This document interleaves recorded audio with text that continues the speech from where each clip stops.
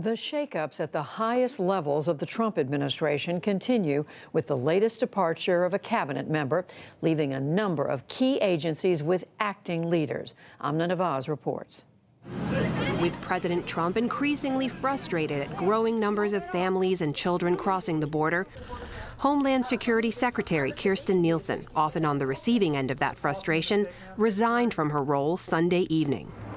Today, she spoke briefly outside her Virginia home. I just want to thank the president again for the tremendous opportunity to serve this country. In a statement yesterday, Nielsen said she hopes her successor, quote, will have the support of Congress and the courts in fixing laws which have impeded our ability to fully secure America's borders. We're doing our best to Nielsen helmed some of the Trump administration's most aggressive immigration efforts, like separating migrant children from their families under the zero-tolerance policy. An estimated 2,700 children were separated between October 2017 and May 2018. The president ended zero tolerance by executive order that June, but it was Nielsen who fielded questions about the policy in a December 2018 House Judiciary hearing. I'm not a liar. We've never had a policy for family separation. A policy of family separation would mean that any family that I encountered in the interior, I would separate. It would mean that any family that I found at a port of entry, I would separate.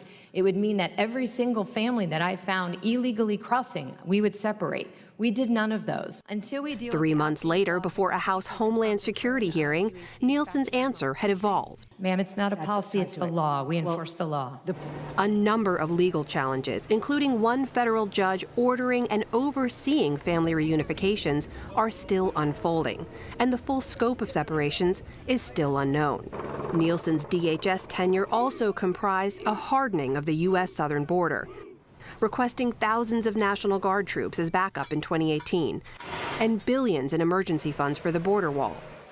Also forcing legal asylum seekers to wait in Mexico while their cases unfold in the U.S., and limiting the number who can legally enter in the first place, leaving hundreds of families sleeping on the streets as they wait their turns outside ports of entry. Also on her watch, a November 2018 incident in which Border Patrol agents fired tear gas into a group of migrants in Mexico. Just last week, President Trump joined Nielsen as she capped off a 3-day border tour, still pushing the administration's hardline immigration policies. The president announced Sunday that Customs and Border Protection Commissioner Kevin McAleenan will become the acting DHS secretary. McAleenan spent years on the operational side of America's immigration debates. His selection to run the entire agency now puts a sharper focus on a key priority for President Trump. And Amna joins me now, along with our White House correspondent, Yamiche Alcindor.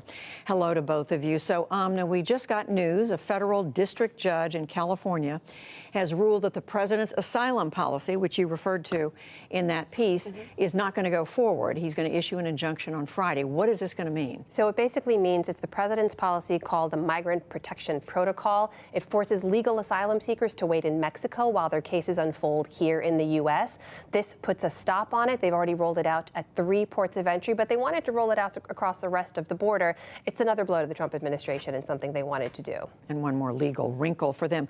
So, Yamiche, it is clear this resignation of the Homeland Security Secretary comes at a time when a lot of turmoil, legal challenges. What does her forced leaving, mean for immigration policy? Well, for months, President Trump was signaling that he was not happy with the leadership of Secretary Nielsen. She was seen as someone who didn't have a lot of allies in the White House. Former head of DHS, General John Kelly, was the person who recommended her for this job. But people like Stephen Miller, who's a top aide to the president and really the architect of his immigration policies, said that she wasn't someone who's forcibly talking about the president's administration well enough, and she was someone that was not seen as really seeing this and sounding this alarm as a national emergency. But a larger picture here is the idea that this Trump administration, sources tell me, is really pushing the limits on what's legal for immigration policy. So a source within DHS told me today, the president really wants to do things that are simply illegal. That's why he's having these courtroom setbacks. So I want to walk through some of the things that people say he's pushing the limits are. There's the family separation of immigrants. There's also the denying asylum between ports of entry and saying if you came between points of entry, you can't come. And then there's returning asylum seekers to Mexico and sometimes in their native countries. Now, not all all of these policies have been rolled out, but I've been at the table when Secretary Nielsen and Vice President Pence have talked about these things and said that they think that this is the best way to protect America. The White House's stance is that these things are legal, but that's just, of course, not what the courts are saying. So with Secretary Nielsen gone, how does that affect the administration's ability to do what the president wants? I think it's going to come down to whether or not the person who takes Secretary Nielsen's job, whether that person is going to go a little bit farther. Nielsen was someone who became the face of all sorts of controversial immigration policies. But in this case, we're going to have to see whether or not her replacement is someone who's more well-liked than she was. And back to you, Amna, the president, in line with all this, the president saying things like the country's full, that we don't need any more immigrants. What kind of policy are we talking about? Yeah, look, there's a number of policies the administration could still legally pursue if they wanted to. They could go back to family separation. They're still separating, we should point out, with a much lower bar than is usually prosecuted just for immigration violations. If they push back against this Remain in Mexico asylum policy, they could try to roll that out across the border. Judy, they keep ringing the bell saying, look, something has to change because it's so bad, the situation's going to get worse and worse. It's already very bad. We have to remember their detention facilities are overcrowded. Conditions there are very bad for these vulnerable families and children. We haven't been too far away now from the date when 2 migrant children died in U.S. government custody. We have women giving birth in U.S. government custody. The number of miscarriages have gone up. The situation is actually still very bad. And if we continue to push some of these policies, if the administration says we're going to push back some of these vulnerable communities, the argument is you're making them even more vulnerable in the process.